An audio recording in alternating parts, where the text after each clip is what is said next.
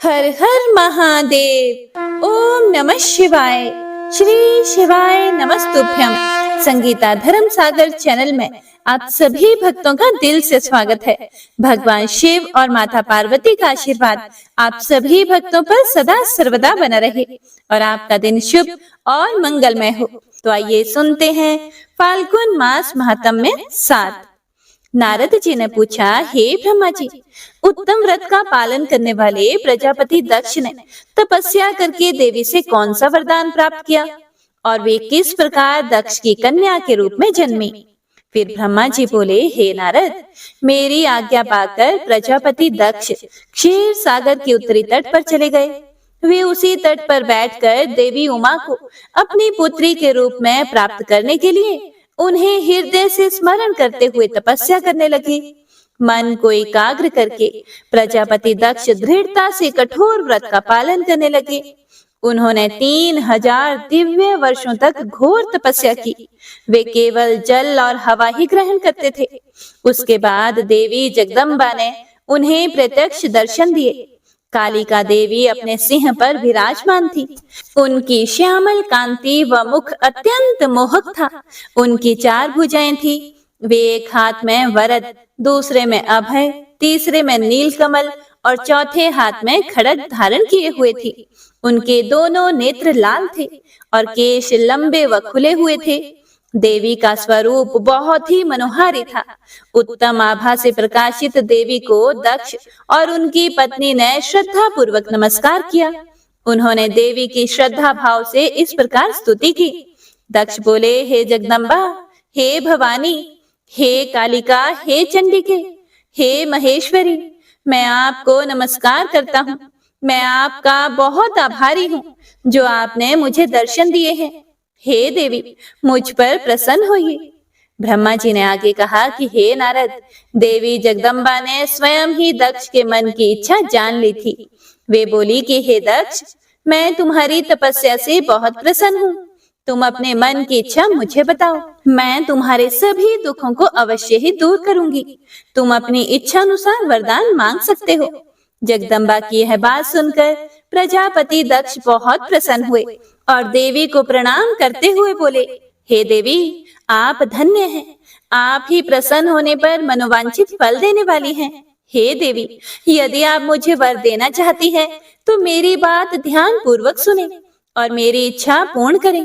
हे जगदम्बा, मेरे स्वामी शिव ने रुद्र अवतार धारण किया है, परंतु अब तक आपने कोई अवतार धारण नहीं किया है। आपके सिवा कौन उनकी पत्नी होने योग्य है? अतः हे देवी, आप मेरी पुत्री के रूप में धरती पर जन्म लें और भगवान शिव को अपने रूप लावण्य से मोहित करें। हे जगदम्बा, आपके अलावा कोई भी शिव जी को कभी मोहित नहीं कर सकता। इसीलिए आप हर मोहिनी अर्थात भगवान को मोहने वाले बनकर संपूर्ण जगत का हित कीजिए। यही मेरे लिए वरदान होगा। दक्ष का यह वचन सुनकर जगदम्बिका हंसने लगी और मन में भगवान शिव का स्मरण करके बोली, हे प्रजापति दक्ष, तुम्हारी पूजा आराधना से मैं प्रसन्न हूँ।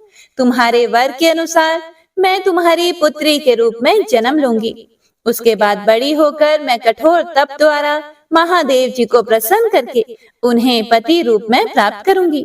मैं उनकी दासी हूँ। प्रत्येक जन्म में शिव शंभु ही मेरे स्वामी होते हैं। अतः मैं तुम्हारे घर में जन्म लेकर शिवा का अवतार धारण करूंगी। अब तुम घर जाओ, परंतु एक बात हमेशा याद रखना, जिस दिन तुम्हारे मन में मेरा आदर कम हो जाएगा, उसी दिन मैं अपना शरीर त्याग कर अपने स्वरूप में लीन हो जाऊंगी। ऐसा कहकर देवी जगदम्बिका वहां से अंतर ध्यान हो गई तथा प्रजापति दक्ष सुखी मन से वापस घर को लौट आए। ब्रह्मा जी आगे कहते हैं कि हे नारद, प्रजापति दक्ष देवी का वरदान पाकर अपने आश्रम में लौट आए। मेरी आज्ञा पाकर प्रजापति दक्ष मानसिक सृष्टि की रचना करने लगे, परंतु फिर भी प्रजा की संख्या में वृद्धि होती ना देखकर वे बड़े चिंतित हुए और मेरे पास आकर वे कहने लगे कि हे प्रभु, मैंने जितने भी जीवों की रचना की है, वे सभी उतने ही रह गए, अर्थात उनमें कोई भी वृद्धि नहीं हो पाई। हे तात, मुझे कृपा कर ऐसा कोई उपाय बताइए जिससे वे जीव अपने आप बढ़ने लगे। फिर ब्रह्मा जी बोले, हे प्रजापति दक्ष, मेरी बात ध्यान पूर्वक सुनो। तुम त्रिलोकीनाथ भगवान शिव की भक्ति करते हुए यह कार्य संपन्न करो। वे निश्चय ही तुम्हारा कल्याण करेंगे। तुम प्रजापति वीरण की परम सुंदर पुत्री असिकनी से विवाह करो और स्त्री के साथ मैथुन धर्म का आश्रय लेकर प्रजा बढ़ाओ। असिकनी से तुम्हें बहुत सी संतानें प्राप्त होंगी। मेरी आज्ञा के अनुसार दक्ष ने वीरण की पुत्री असिकनी से विवाह कर लिया। उनकी पत्नी के गर्भ से उन्हें 10,000 पुत्रों की प्राप्ति हुई। ये हर्यश्रव नाम से जाने गए। सभी पुत्र धर्म के पथ पर चलने वाले थे। एक दिन अपने पिता दक्ष से उन्हें प्रजा की सृष्टि करने का आदेश मिला। तब इस उद्देश्य से तपस्या करने के लिए वे पश्चिम दिशा में स्थित नारायण सर नामक तीर्थ पर गए। वहां सिंधु नदी व समुद्र का संगम हुआ है। उस पवित्र तीर्थ के जल के स्पर्श से उनका मन उज्जवल और ज्ञान से संपन्न हो गया। वे उसी स्थान पर प्रजा की वृद्धि के लिए तप करने लगे। हे नारद, इस बात को जानने के बाद तुम श्री हरि विष्णु की इच्छा से उनके पास गए और तुम उनसे बोले कि हे दक्ष पुत्र हर्यश्रवगण, तुम पृथ्वी का अंत देखे बिना सृष्टि की रचना करने के लिए कैसे तत्पर हो गए? ब्रह्मा जी बोले, हर्यश्रव बड़े ही बुद्धिमान थे। वे तुम्हारा प्रश्न सुनकर उस पर विचार करने लगे। वे सोचने लगे कि जो उत्तम शास्त्र रूपी पिता के निवृत्ति परक आदेश को नहीं समझता, वह केवल रजोगुण पर विश्वास करने वाला पुरुष सृष्टि निर्माण का कार्य भला कैसे कर सकता है? इस बात को समझकर वे नारद जी की परिक्रमा करके ऐसे रास्ते पर चले गए जहां से वापस लौटना असंभव है। जब प्रजापति दक्ष को यह पता चला कि उनके सभी पुत्र नारद से शिक्षा पाकर मेरी आज्ञा को भूलकर ऐसे स्थान पर चले गए हैं जहां से लौटा नहीं जा सकता, तब दक्ष इस बात से बहुत दुखी हुए। हे नारद, पुत्रों के वियोग को वे सहन नहीं कर पा रहे थे। तब मैंने उन्हें बहुत समझाया और उन्हें सांत्वना दी। तब पुनः दक्ष की पत्नी असिकनी के गर्भ से शबलाश्व नामक 1,000 पुत्र हुए। वे सभी अपने पिता की आज्ञा को पाकर पुनः तपस्या के लिए उसी स्थान पर चले गए जहां उनके बड़े भाई गए थे। नारायण सरोवर के जल के स्पर्श से उनके सभी पाप नष्ट हो गए और मन भी शुद्ध हो गया। वे उसी तट पर प्रणव मंत्र का जाप करते हुए तपस्या करने लगे। तब नारद, तुमने फिर से वही बातें जो उनके भाइयों को कही थी उन्हें भी बता दी और तुम्हारे दिखाए रास्ते के अनुसार वे अपने भाइयों के पथ पर चलते उधर्व गति को प्राप्त हुए। दक्ष को इस बात से बहुत दुख हुआ और वे दुख से बेहोश हो गए। जब प्रजापति दक्ष को ज्ञात हुआ कि यह सब नारद की वजह से हुआ है, तो उन्हें बहुत क्रोध आया और संयोग से तुम भी उसी समय वहां पहुंच गए। तुम्हें देखते ही क्रोध के कारण वे तुम्हारी निंदा करने लगे और तुम्हें धिक्कारने लगे। वे बोले कि तुमने सिर्फ दिखाने के लिए ऋषियों का रूप धारण कर रखा है। तुमने मेरे पुत्रों को ठग कर उन्हें भिक्षुओं का रास्ता दिखाया है। तुमने लोक और परलोक दोनों के श्रेय का नाश कर दिया है। जो मनुष्य ऋषि, देव और पितृ ऋणों को उतारे बिना ही मोक्ष की इच्छा मन में लिए माता पिता को त्याग कर घर से चला जाता है, सन्यासी बन जाता है, वह अधोगति को प्राप्त हो जाता है। हे नारद, तुमने बार बार मेरा अमंगल किया है, इसीलिए मैं तुम्हें शाप देता हूँ कि तुम कहीं भी स्थिर नहीं रह सकोगे।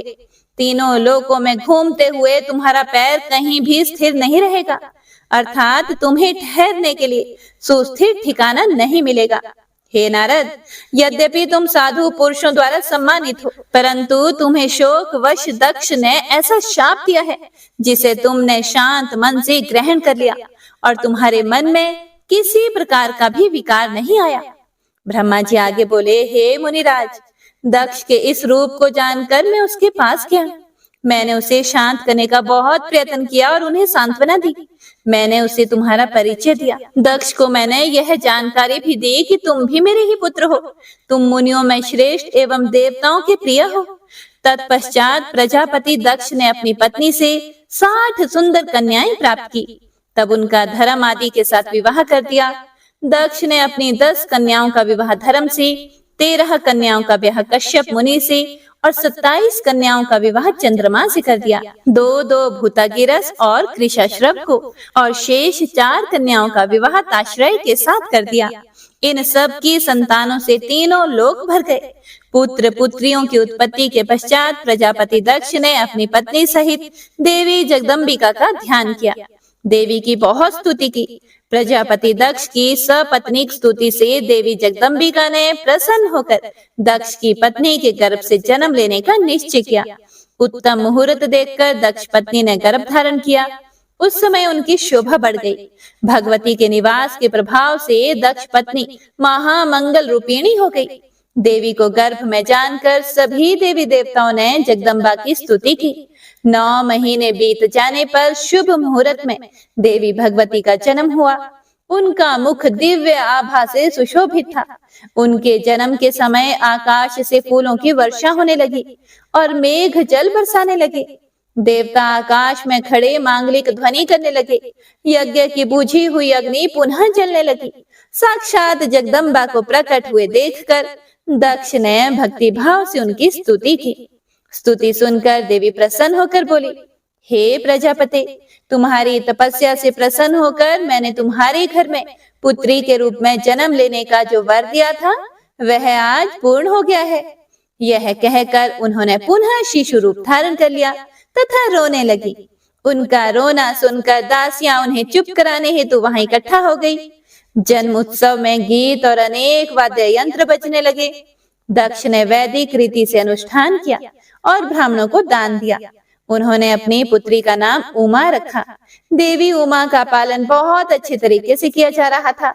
वह बालकपन में बहुत सी लीलाएं करती थी।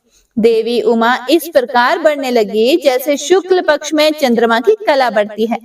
जब भी वे अपनी सखियों के साथ बैठती, वे भगवान शिव की मूर्ति को ही चित्रित करती थी। वे सदा प्रभु शिव के भजन गाती थी, उन्हीं का स्मरण करती और भगवान शिव की भक्ति में ही लीन रहती थी। ब्रह्मा जी बोले, हे नारद, एक दिन मैं तुम्हें लेकर प्रजापति दक्ष के घर पहुंचा। वहां मैंने देवी सती को उनके पिता के पास बैठे देखा। मुझे देखकर दक्ष ने आसन से उठकर मुझे नमस्कार किया। उसके बाद सती ने भी प्रसन्नता पूर्वक मुझे नमस्कार किया। हम दोनों वहां आसन पर बैठ गए।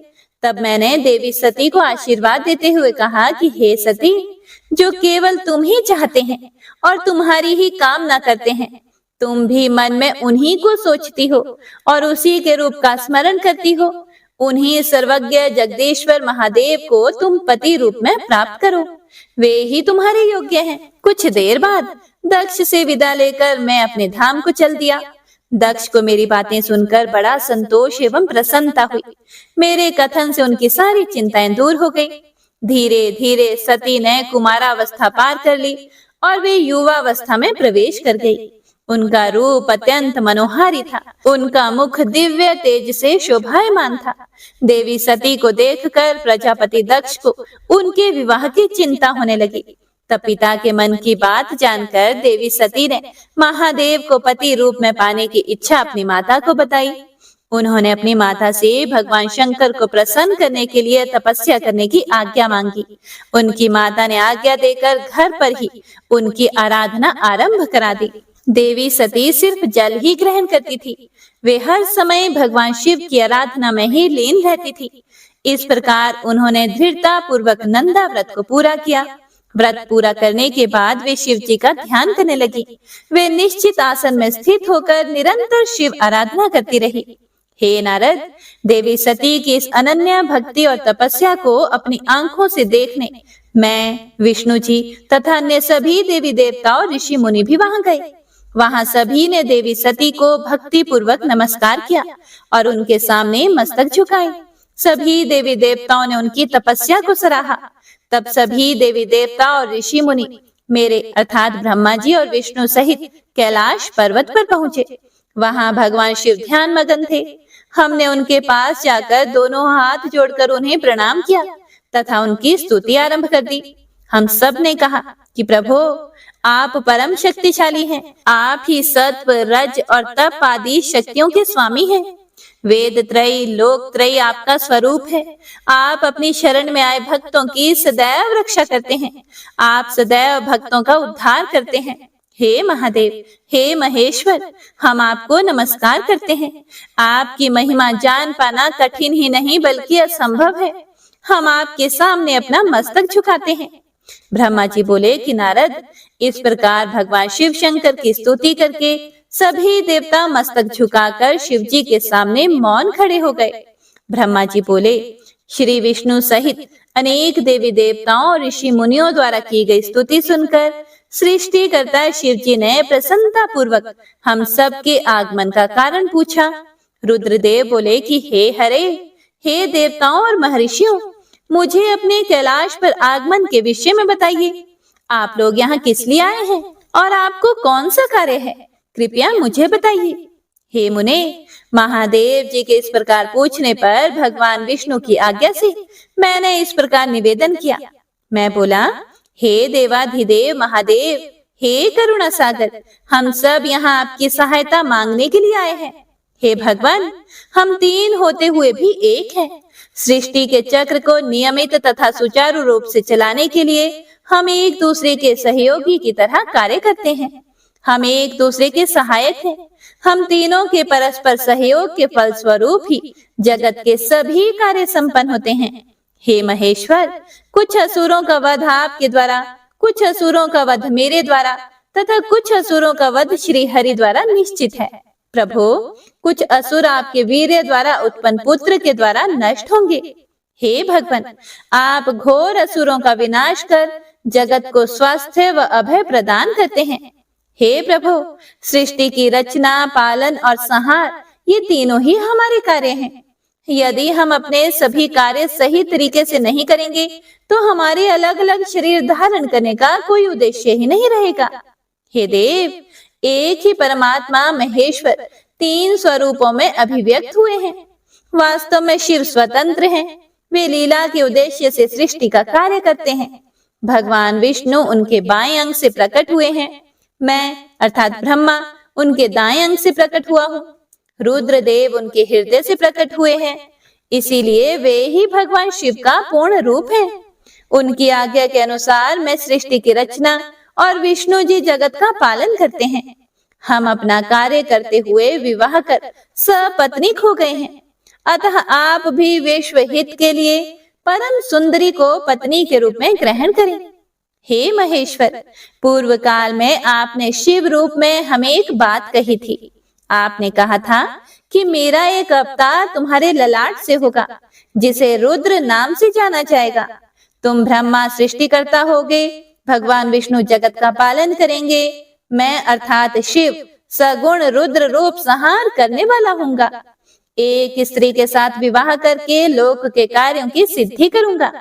हे महादेव, अब अपनी कही हुई बात को पूरा कीजिए।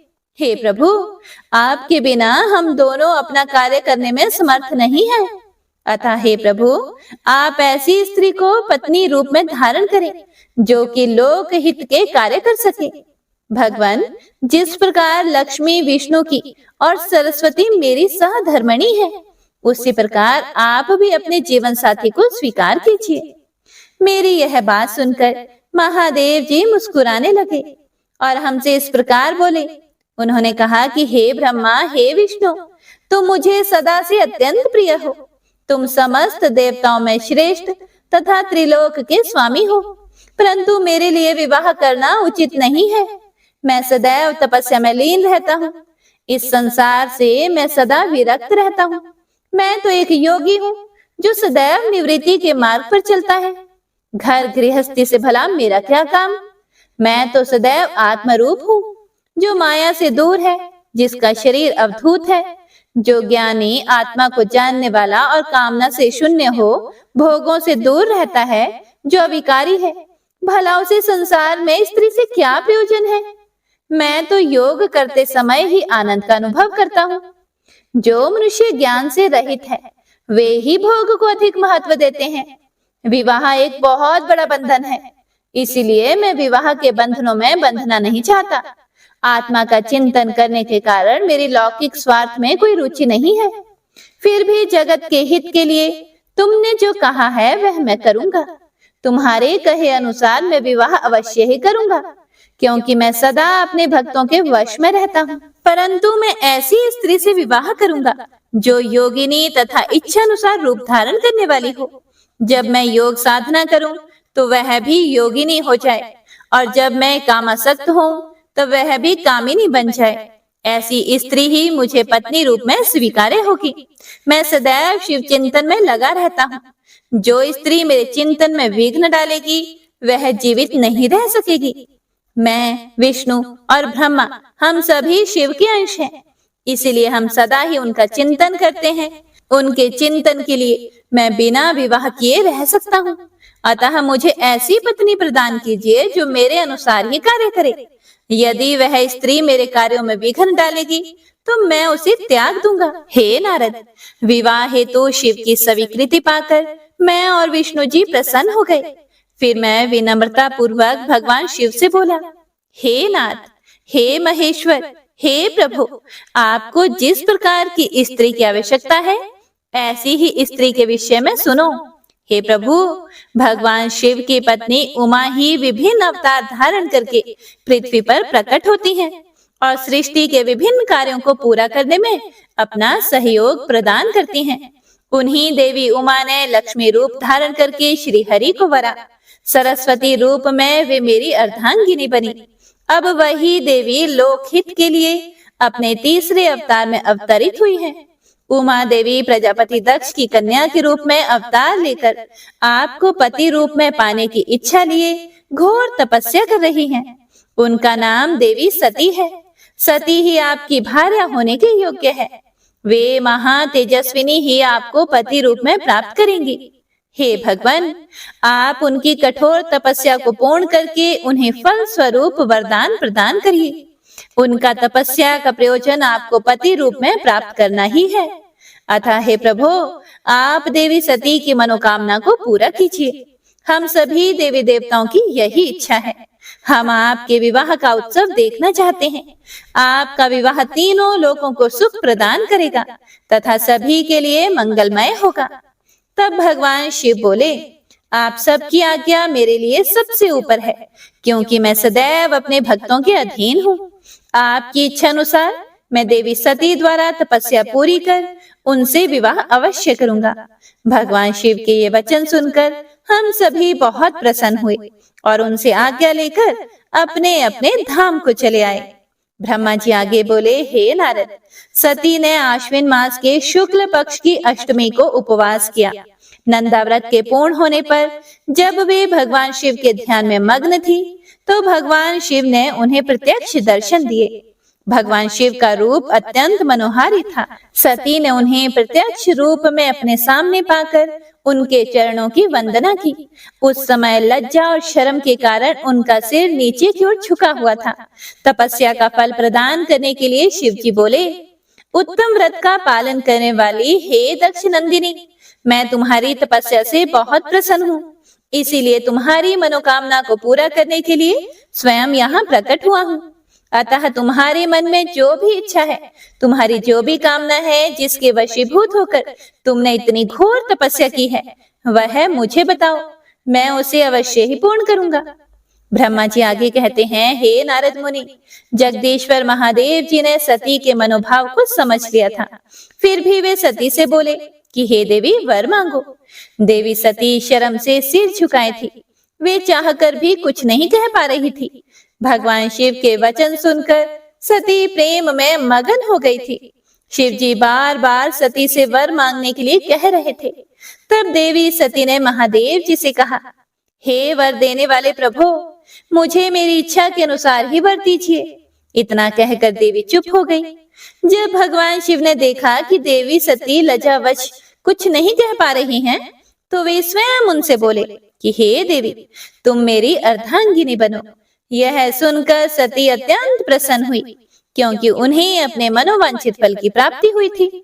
वे अपने हाथ जोड़कर और मस्तक को झुकाकर भक्त वत्सल शिव के चरणों की वंदना करने लगी। सती बोली, हे देवादिदेव महादेव, हे प्रभु, आप मेरे पिता को कहकर वैवाहिक विधि से मेरा पानी ग्रहण करें। ब्रह्मा जी बोले कि नारद, सती की बात सुनकर शिव जी ने उन्हें यह आश्वासन दिया कि ऐसा ही होगा। तब देवी सती ने भगवान शिव को हर्ष एवं मोह से देखा और उनसे आज्ञा लेकर अपने पिता के घर चली गई। भगवान शिव कैलाश पर लौट गए और देवी सती का स्मरण करते हुए उन्होंने मेरा चिंतन किया। शिव जी के स्मरण करने पर मैं तुरंत कैलाश की ओर चल दिया। मुझे देखकर भगवान शिव बोले कि हे ब्रह्मा जी, दक्ष कन्या सती ने बड़ी भक्ति से मेरी आराधना की है। उनके नंदा व्रत के प्रभाव से और आप सब देवताओं की इच्छाओं का सम्मान करते हुए मैंने देवी सती को उनका मनोवांछित वर प्रदान किया है। हे ब्रह्मदेव, उन्होंने मुझसे प्रार्थना की कि मैं उनके पिता प्रजापति दक्ष के सामने देवी सती से विवाह करने का प्रस्ताव रखूं और पाणी ग्रहण कर उनका वरण करूं। उनके विनम्र अनुरोध को मैंने स्वीकार कर लिया है। इसीलिए मैंने आपको यहाँ बुलाया है कि आप प्रजापति दक्ष के घर जाकर उनसे देवी सती का कन्यादान मुझसे करने का अनुरोध करें। भगवान शिव की आज्ञा से मैं बड़ा प्रसन्न हुआ और मैंने उनसे कहा कि हे भगवान, मैं धन्य हो गया जो आपने हम सभी देवी देवताओं के अनुरोध को स्वीकार करके देवी सती को अपनी पत्नी बनाना स्वीकार करने और इस कार्य को पूरा करने के लिए मुझे चुना। मैं आपकी आज्ञा अनुसार अभी प्रजापति दक्ष के घर जाता हूँ तथा उन्हें आपका संदेश सुनाकर देवी सती का हाथ आपके लिए मांगता हूँ।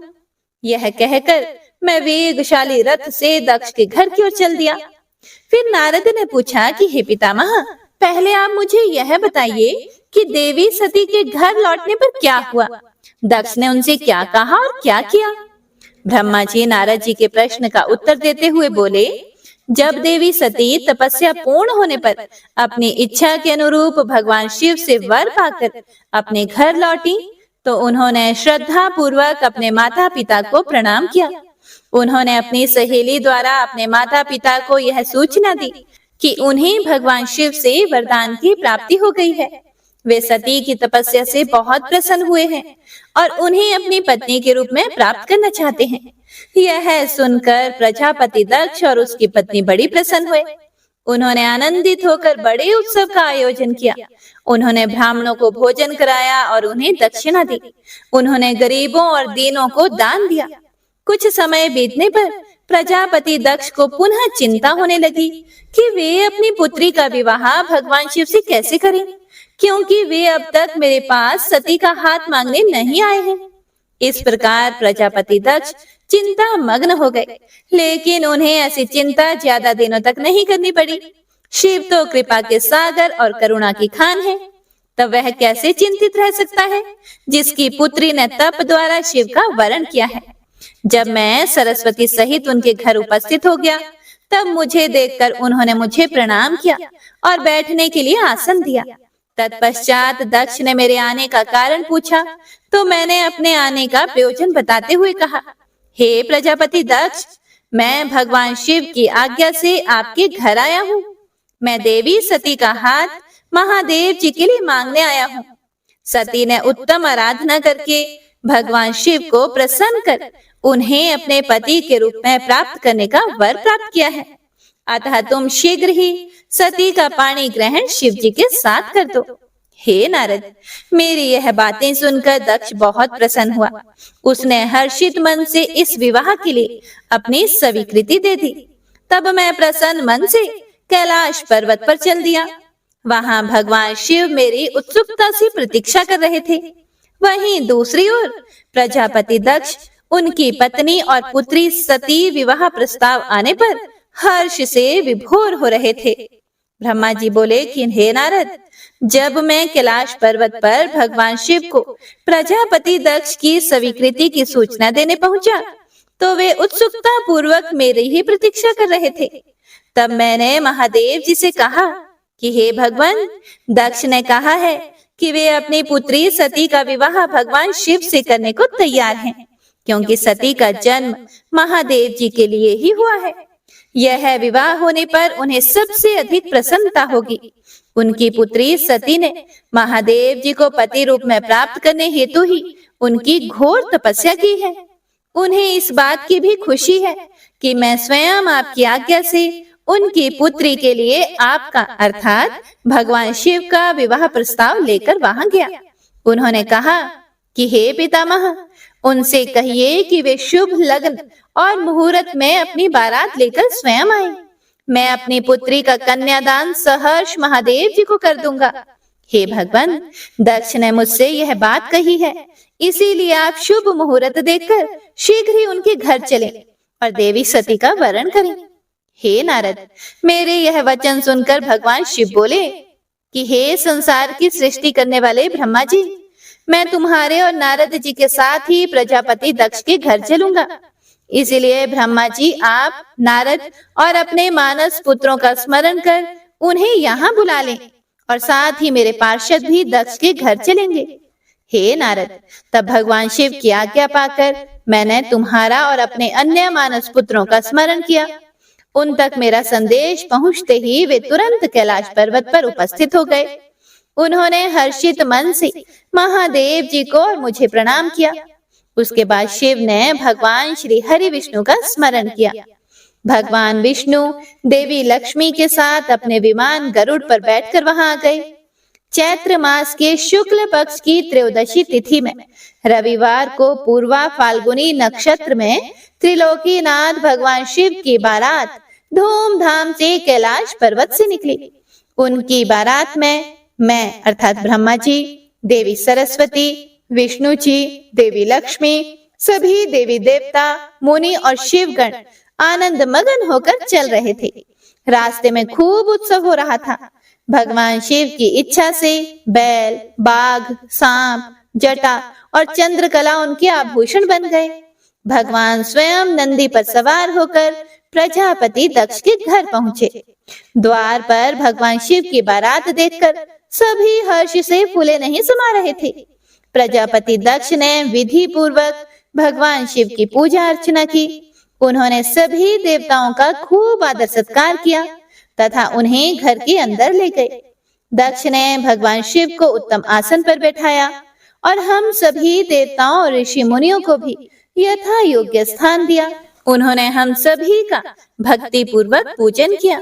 तत्पश्चात दक्ष ने मुझसे प्रार्थना की कि मैं ही वैवाहिक कार्य को संपन्न कराऊं।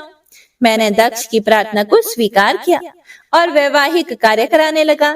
शुभ लग्न और शुभ मुहूर्त देखकर प्रजापति दक्ष ने अपनी पुत्री सती का हाथ भगवान शिव के हाथों में सौंप दिया और विधि विधान से पाणी ग्रहण संस्कार संपन्न कराया। उस समय वहां बहुत बड़ा उत्सव हुआ और नाच गाना भी हुआ। सभी आनंद मग्न थे। हम सभी देवी देवताओं ने भगवान शिव और देवी सती की बहुत स्तुति की और उन्हें भक्ति पूर्वक प्रणाम किया। भगवान शिव और सती का विवाह हो जाने पर उनके माता पिता बहुत प्रसन्न हुए और महादेव जी को अपनी कन्या का दान करके प्रजापति दक्ष कृतार्थ हो गए। महेश्वर का विवाह होने का पूरा संसार मंगल उत्सव मनाने लगा। ब्रह्मा जी कहते हैं कि हे नारद, कन्यादान करके दक्ष ने भगवान शिव को अनेक उपहार प्रदान किए। उन्होंने सभी ब्राह्मणों को भी दान दक्षिणा दी। तत्पश्चात भगवान विष्णु अपनी पत्नी लक्ष्मी जी सहित भगवान शिव के सामने हाथ जोड़कर खड़े होकर उनकी आराधना करने लगे। वे बोले, हे दया सागर महादेव जी, आप संपूर्ण जगत के पिता हैं और देवी सती सबकी माता हैं। हे भगवान, आप दोनों ही अपने भक्तों की रक्षा के लिए और दुष्टों का नाश करने के लिए अनेक अवतार धारण करते हैं। इस प्रकार उन्होंने शिव सती की बहुत स्तुति की। हे नारद, मैं उनके पास आकर विधि के अनुसार फेरे कराने लगा। ब्राह्मणों की आज्ञा और मेरे सहयोग से सती और भगवान शिव ने विधि पूर्वक अग्नि के फेरे लिए। उस समय वहां बहुत अद्भुत उत्सव किया जा रहा था। वहां विभिन्न प्रकार के बाजे और शहनाइयां बज रही थी। स्त्रियां मंगल गीत गा रही थी और खुशी से सभी नृत्य कर रहे थे। तत्पश्चात भगवान विष्णु बोले, हे सदाशिव, आप संपूर्ण प्रकृति के रचयिता हैं। आपका स्वरूप ज्योतिर्मय है। ब्रह्मा जी, मैं और रुद्रदेव आपके ही रूप हैं। हम सभी सृष्टि की रचना, पालन और संहार करते हैं। हे प्रभु, हम सब आपका ही अंश हैं। प्रभु, आप आकाश के समान सर्वव्यापी और ज्योतिर्मय हैं। जिस प्रकार हाथ, कान, नाक, मुंह, सिर आदि शरीर के विभिन्न रूप हैं, उसी प्रकार हम सब भी आपके शरीर के ही अंग हैं। आप निर्गुण निराकार हैं। समस्त दिशाएं आपकी मंगल कथा कहती हैं। सभी देवी देवता और ऋषि मुनि आपके ही चरणों की वंदना करते हैं। आपकी महिमा का वर्णन करने में मैं असमर्थ हूँ। हे भगवान, यदि हम सबसे कुछ गलती हो गई हो तो कृपया उसे क्षमा करें और प्रसन्न हो। ब्रह्मा जी बोले कि इस प्रकार श्री हरि ने भगवान शिव की बहुत स्तुति की। उनकी स्तुति सुनकर भगवान शिव प्रसन्न हो गए।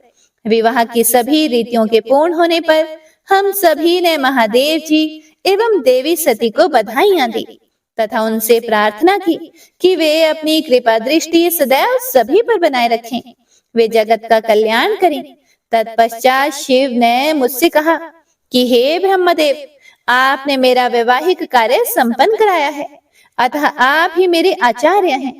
आचार्य को कार्य सिद्धि के लिए दक्षिणा अवश्य दी जाती है, इसीलिए आप मुझे बताइए कि मैं दक्षिणा में आपको क्या दूं।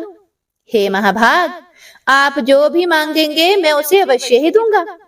हे मुने, भगवान शिव के इस प्रकार के वचन सुनकर मैं हाथ जोड़कर उनके सामने खड़ा हो गया। मैंने उन्हें प्रणाम करके कहा कि हे देवेश, यदि आप मुझे अपना आचार्य मानकर कोई वर देना चाहते हैं तो मैं आपसे यह वर मांगता हूँ कि आप सदा इसी रूप में इसी वेदी पर विराजमान रहकर अपने भक्तों को दर्शन दें। इस स्थान पर आपके दर्शन करने से सभी पापियों के पाप धुल जाएं। आपके यहाँ विराजमान होने से मुझे आपका साथ प्राप्त हो जाएगा। मैं इसी वेदी के पास आश्रम बनाकर यहीं निवास करूंगा और तपस्या करूंगा। हे प्रभु, मेरी यही इच्छा है। चैत्र मास के शुक्ल पक्ष की त्रयोदशी को पूर्वा फाल्गुनी नक्षत्र में रविवार के दिन जो भी मनुष्य भक्ति भाव से आपका दर्शन करे उसके सभी पाप नष्ट हो जाएं, रोगी मनुष्य के सभी रोग दूर हो जाएं। इस दिन आपका दर्शन करके मनुष्य जिस इच्छा को आपके सामने व्यक्त करे उसे आप तुरंत पूरा करें।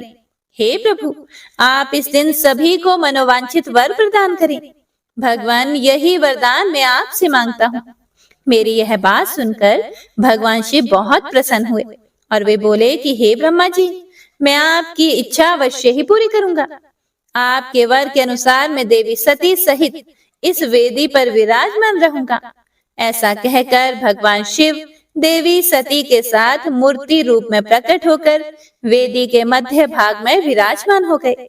इस प्रकार मेरी इच्छा को पूरा करके जगत के हित के लिए प्रभु शिव वेदी पर अंश रूप में विराजमान हुए। ब्रह्मा जी आगे बोले कि हे नारद, मुझे मेरा मनोवांछित वरदान देने के बाद भगवान शिव अपनी पत्नी देवी सती को साथ लेकर अपने निवास स्थान कैलाश पर्वत पर जाने के लिए तैयार हुए। तब अपनी बेटी सती व दामाद भगवान शिव को विदा करते समय प्रजापति दक्ष ने अपने हाथ जोड़कर और मस्तक झुकाकर महादेव जी की भक्ति पूर्वक स्तुति की। साथ ही श्री हरि सहित सभी देवी देवताओं और ऋषि मुनियों ने हर्ष से प्रभु का जय जयकार किया। भगवान शिव ने अपने ससुर प्रजापति दक्ष से आज्ञा लेकर अपनी पत्नी को अपनी सवारी नंदी पर बैठाया और स्वयं भी उस पर बैठकर कैलाश पर्वत की ओर चले गए। उस समय वृषभ पर बैठी भगवान शिव व सती की शोभा देखते ही बनती थी। उनका रूप मनोहारी था। सब मंत्र मुग्ध होकर उन दोनों को जाते हुए देख रहे थे। प्रजापति दक्ष और उनकी पत्नी अपनी बेटी और दामाद के अनोखे रूप पर मोहित होकर उन्हें एकटक देख रहे थे। उनकी विदाई पर चारों ओर मंगल गीत गाए जा रहे थे। विभिन्न वाद्य यंत्र बज रहे थे। सभी बाराती शिव के कल्याण में उज्जवल यश का गान करते हुए उनके पीछे पीछे चलने लगे। भगवान शिव देवी सती के साथ अपने निवास कैलाश पर पहुँचे। सभी देवता सहित मैं और विष्णु जी भी कैलाश पर्वत पर पहुँचे। भगवान शिव ने उपस्थित सभी देवी देवताओं और ऋषि मुनियों का हृदय से धन्यवाद किया।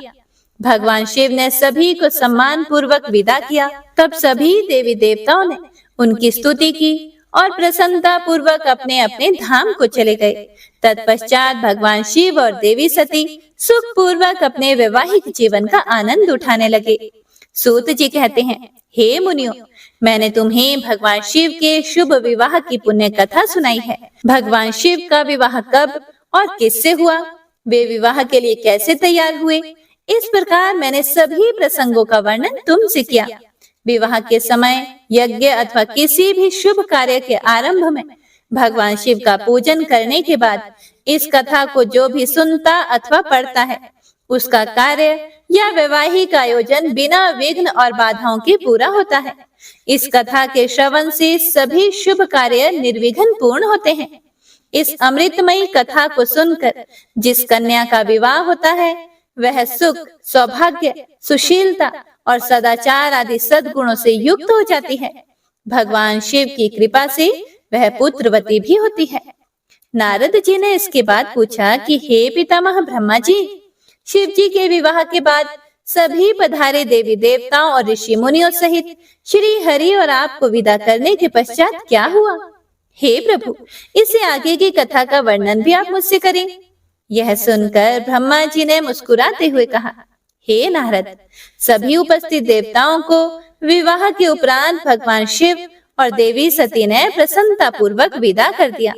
तत्पश्चात देवी सती ने सभी शिवगणों को भी कुछ समय के लिए कैलाश पर्वत से जाने की आज्ञा प्रदान की। सभी शिवगणों ने महादेव जी को प्रणाम कर उनकी स्तुति की। तत्पश्चात उन्होंने भगवान शंकर से वहां से जाने की आज्ञा मांगी। आज्ञा देते हुए महादेव जी ने कहा कि जाएं, लेकिन मेरे स्मरण करने पर आप सभी तुरंत मेरे सामने उपस्थित हो जाएं। तब नंदी समेत सभी गण वहां भगवान शिव और देवी सती को अकेला छोड़कर कुछ समय के लिए कैलाश पर्वत से चले गए। अब कैलाश पर्वत पर भगवान शिव सती के साथ अकेले थे। देवी सती भगवान शिव को पति रूप में प्राप्त करके बहुत खुश थी। बहुत कठिन तप के उपरांत ही उन्हें भगवान शिव का सानिध्य मिल पाया था। यह सोचकर वह बहुत रोमांचित थी। उधर देवी सती के अनुपम सौंदर्य को देखकर शिव जी भी मोहित हो चुके थे। वे भी देवी सती का साथ पाकर अपने को धन्य समझ रहे थे। एकांत पाकर शिव जी अपनी पत्नी सती के साथ कैलाश पर्वत के शिखर पर रमण करने लगे। कैलाश पर्वत पर श्री शिव और दक्ष कन्या सती के विविध विहारों का विस्तार से वर्णन करने के बाद ब्रह्मा जी ने कहा कि हे नारद, एक दिन की बात है कि देवी सती भगवान शिव को प्रेम पूर्वक प्रणाम करके दोनों हाथ जोड़कर खड़ी हो गई। उन्हें चुपचाप खड़े देखकर भगवान शिव समझ गए कि देवी सती के मन में कुछ बात तो अवश्य है जिसे वह कहना चाह रही हैं। तब उन्होंने मुस्कुराकर देवी सती से पूछा कि हे प्राण वत्सला, कहिए आप क्या कहना चाहती हैं? यह सुनकर देवी सती बोली, हे भगवान, वर्षा ऋतु आ गई है। चारों ओर वातावरण सुंदर व मनोहारी हो गया है। हे देवाधिदेव, मैं चाहती हूँ कि कुछ समय हम कैलाश पर्वत से दूर पृथ्वी पर या हिमालय पर्वत पर जाकर रहें।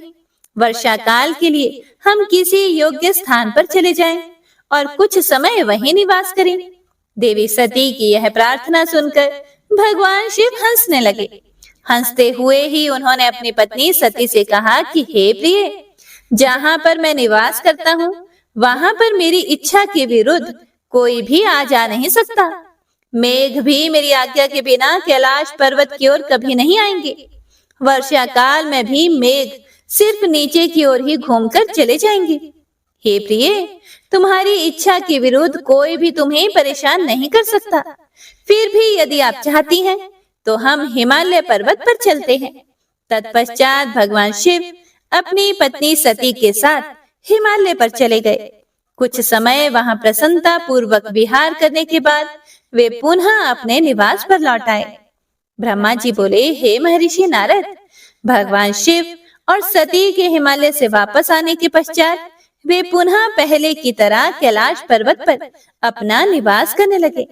एक दिन देवी सती ने भगवान शिव को भक्ति भाव से नमस्कार किया और कहने लगी, हे देवादिदेव महादेव, हे कल्याण सागर, आप सभी की रक्षा करते हैं। हे भगवान, मुझ पर भी अपनी कृपा दृष्टि कीजिए। प्रभु, आप परम पुरुष और सबके स्वामी हैं। आपने मुझे हर प्रकार का सुख दिया है तथा मेरी हर इच्छा को पूरा किया है, परंतु अब मेरा मन तत्वों की खोज करता है। मैं उस परम तत्व का ज्ञान प्राप्त करना चाहती हूँ जो सभी को सुख प्रदान करने वाला है, जिसे पाकर जीव संसार के दुखों और मोह माया से मुक्त हो जाता है और उसका उद्धार हो जाता है। हे प्रभु, मुझ पर कृपा कर आप मेरा ज्ञान वर्धन कीजिए। श्री शिवाय नमस्तुभ्यम। तो आज की कथा यहीं पर समाप्त होती है। इससे आगे का वर्णन आप सभी भक्तजन अगले अध्याय में जरूर सुनिएगा। तो आइए अब सुनते हैं शिव चालीसा। जय गणेश गिरिजा सुवन, मंगल मूल सुजान, कहत अयोध्या दास तुम, देहु अभय वरदान। जय गिरिजापति दीन दयाला, सदा करत संतन प्रतिपाला। भाल चंद्रमा सोहत नीके, कानन कुंडल नागफनी के। अंग गौर शीर गंग बहाए, मुंड माल तन चार लगाए। वस्त्र खाल बागंबर सोहे, छवि को देखी नागमन मोहे। मैना मातु की हवे दुलारी, बाम अंग सोहत छवि न्यारी। कर त्रिशूल सोहत छवि भारी, करत सदा शत्रुन क्षयकारी। नंदी गणेश सोहे तह कैसे, सागर मध्य कमल है जैसे। कार्तिक श्याम और गणराव, या छवि को कही जात न काऊ। देवन जब ही जाए पुकारा, तभी दुख प्रभु आप निवारा। किया उपद्रव तारक भारी, देवन सब मिली तुम ही जुहारी। तुरत छिड़ानन आप पठायो, लव निमेष महामारी गिरायो। आप जलंधर असुर सहारा, सुयश तुम्हार विदित संसारा। त्रिपुरासुर सन युद्ध मचाई, सबही कृपा कर लीन बचाई। किया तप ही भागीरथ भारी, पूरब प्रतिज्ञा तासु पुरारी। दानिन मह तुम सम कोई नाही, सेवक स्तुति करत सदाही। वेद नाम महिमा तब गाई, अकथ अनादि भेद नहीं पाई। प्रकटी उधती मंथन में ज्वाला, जरत सुरासुर भय विहाला। किन्हीं दया तह करी सहाई, नीलकंठ तब नाम कहाई। पूजन रामचंद्र जब किन्हा, जीत के लंका विभीषण दिन्हा। सहस कमल में हो रहे धारी, किन्ह परीक्षा तभी पुरारी। एक कमल प्रभु राखे जोई, कमल नयन पूजन चह सोई। कठिन भक्ति देखी प्रभु शंकर, भय प्रसन्न दिए इच्छित वर। जय जय जय अनंत अविनाशी, करत कृपा सबके घटवासी। दुष्ट सकल नित मोहि सतावे, भ्रमत रहूं मोहि चैन न आवे। त्राहि त्राहि मैं नाथ पुकारो, यही अवसर मोहि आन उबारो। लई त्रिशूल शत्रुन को मारो, संकट से मोहि आन उबारो। मात पिता भ्राता सब होई, संकट में पूछत नहीं कोई। स्वामी एक है आस तुम्हारी, आए हरहु मम संकट भारी। धन निर्धन को देत सदाही, जो कोई जांचे सो फल पाही। स्तुति के ही विधि करें तुम्हारी, क्षमो नाथ अब चूक हमारी। शंकर हो संकट के नाशन, मंगल कारण विघ्न विनाशन। योगी यति मुनि ध्यान लगावे, शारद नारद शीश नवावे। नमो नमो जय नमः शिवाय, सुर ब्रह्मादिक पार न पाए।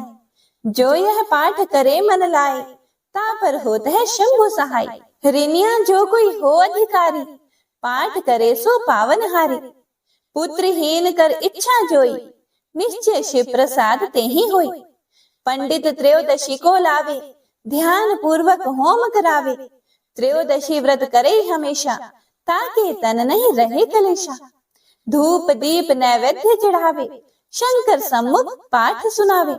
जन्म जन्म के पाप नसावे, अंत धाम शिवपुर में पावे। कहे अयोध्या दास आस तुम्हारी, जानी सकल दुख हरहु हमारी। नित नेम कर प्रातः ही, पाठ करो चालीसा। तुम मेरी मनोकामना, पूर्ण करो जगदीश। मगसर छठी हेमंत ऋतु, संवत 64 जान। स्तुति चालीसा, शिव ही पूर्ण कील कल्याण। ओम नमः शिवाय।